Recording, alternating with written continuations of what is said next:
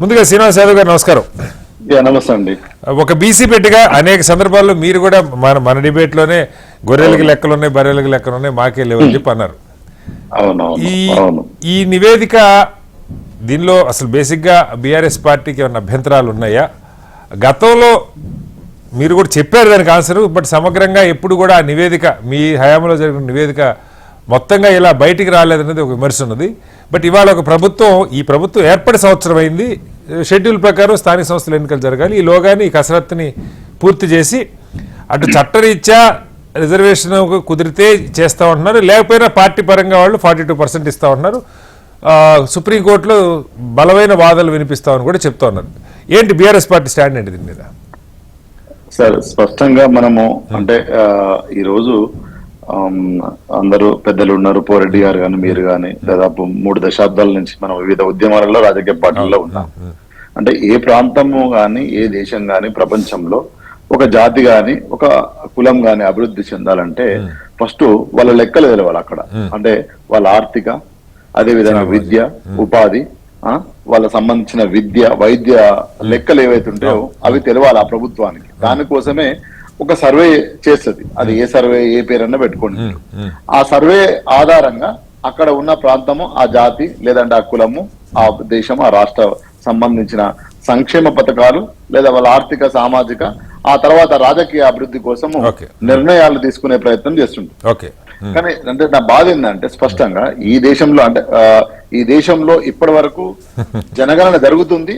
ఆ జనగణనలో ఒక్క కాలం పెట్టి ఇప్పుడు జనగణన కూడా జరగట్ల 5 ఏళ్ల నుంచి జరగట్లేదు. అంటే మనం రాకెట్ సైన్స్ ఏం కాదు ఇది. ఈ రోజు చాలా సార్లు చంద్రమండలం మీదకి మనం చాలా రాకెట్లు పంపినాము, ప్రపంచంలో ఉన్నోళ్లతో ఒకసారి మాట్లాడుతున్నాము. ఇన్ని సార్లు జనగణన చేసినా కాంగ్రెస్ ప్రభుత్వం ఈ దేశాన్ని అత్యధికంగా పరిపాలించింది. అదే విధంగా బీజేపీ పరిపాలిస్తుంది.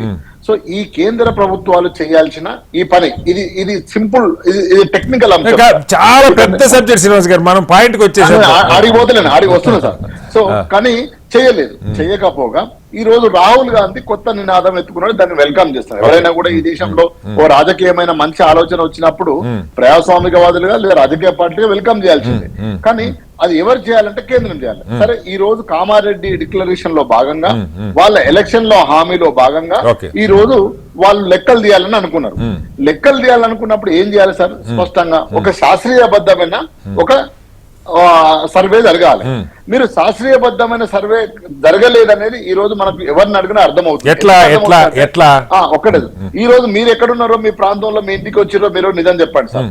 నేను ఈ రోజు ఖైరతాబాద్లో ఉన్నా, నా ఇంటికి రాలేదు సార్ సమగ్ర సర్వే. ఏదైతే మీరు కుల జనగణన అంటారో దాన్ని జనగణన అంటారో రాలే. అదే విధంగా పోరెడ్డి అన్న ఎక్కడ ఉంటుండో మరి చెప్పాలా, పోరెడ్డి అన్న ఇంటికి వచ్చిరా లేదా తెలవాలి.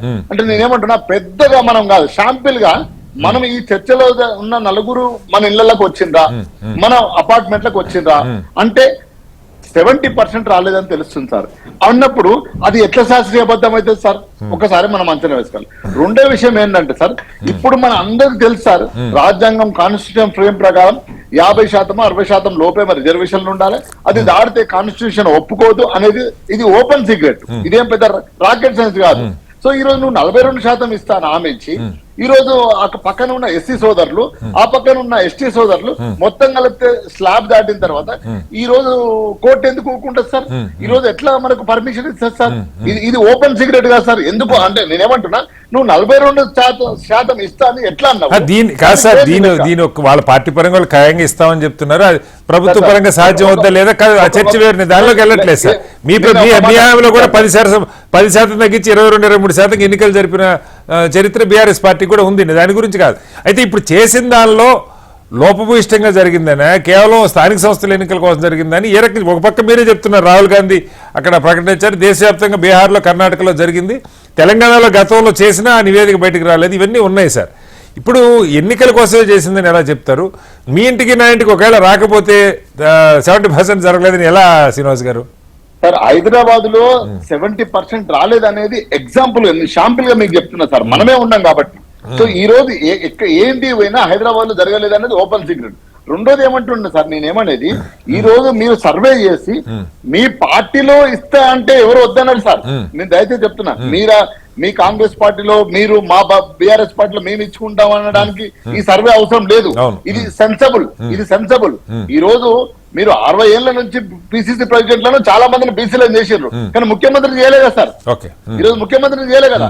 ఈ రోజు ముగ్గురు ఎమ్మెల్సీలను ప్రకటించారు సార్. ఈ ఉత్తర తెలంగాణలో ముగ్గురు ఎమ్మెల్సీలు కూడా ఒకే సామాజిక సంబంధించింది సార్. నేను అది క్వశ్చన్ చేయట్లేదు. నేనేం క్వశ్చన్ చేస్తానంటే, నువ్వు నా లెక్క చెప్పదలుచుకున్నావు కదా, నా ప్రభుత్వం కదా, you are my chief minister, you are my chief minister, నువ్వు నా లెక్క కరెక్ట్ చెప్పాలి కదా.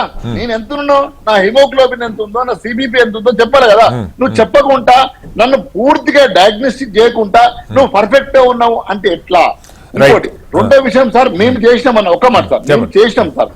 మేము తెలంగాణ ధ్వంసమైనాక, విధ్వంసమైనాక, తెలంగాణ తెచ్చుకున్నాక సమగ్ర సర్వే చేసి స్పష్టంగా ఆర్డీఓ దగ్గర, ఎంఆర్ఓ దగ్గర, కలెక్టర్ దగ్గర ఉండి దాన్ని మేము ముందు పెట్టుకునే పథకాలు రచించినాం సార్. అదే కళ్యాణ లక్ష్మి, అదే షాది ముబారక్, అదే రైతు బంధు, అదే నేను మీ దగ్గర సమాచారం లేదు అలా దాన్ని మొత్తంగా సమగ్రంగా ఇట్లా అసెంబ్లీలో పెట్టయితే ప్రకటించలేదని అంతవరకే. శ్రీనివాస్ గారు, మీ దగ్గర సమాచారం ఉండొచ్చు, మీరు వాడి ఉండొచ్చు.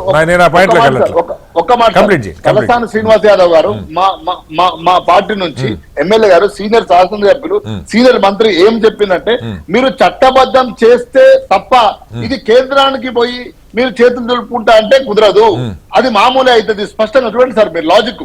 మీరు ఈ రోజు చట్టబద్ధత చేస్తే తప్ప దాన్ని మీరు కేంద్రానికి పంపించేసి మేము చేతులు దులుపుకున్న కేంద్రం ఏం చేస్తారు సార్?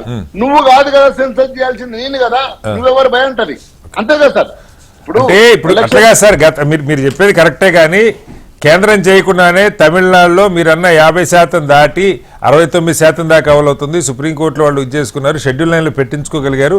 దానికి గతంలో కూడా జరగనిది చాలా మంది చెప్పేదంటే, శాస్త్రీయబద్ధంగా ఒక కమిషన్ ద్వారా నియమం జరిగి కులగండ జరగాలని చెప్పి చెప్తా ఉన్నారు. ఇవాళ మొత్తం కులగండ, ఒక బీసీల దగ్గర కూడా అందరి కులగండ ఒక సైంటిఫిక్ పద్ధతిలో చేసామని ప్రభుత్వం చెప్తుంది. శ్రీనివాస్ గారు, మళ్ళీ వస్తా మీ దగ్గరికి ఒకసారి. నేను ఒక్కటే మాట సార్, దాన్ని చట్టబద్ధం చేస్తే రేపు వచ్చే ప్రభుత్వం ఏదైనా అది దాన్ని పట్టుకొని ముందుకు పోవడానికి అవకాశం. అంటే ఇవాళ అసెంబ్లీలో పెట్టినప్పుడు ఆ లెక్కలు అది చట్టబద్ధం కాదా సార్? చట్టం చేయాలి కదా సార్. మీరు చట్టం అంటలేరు, మీరు ఏమంటారు? తీర్మానం చేస్తున్నారు.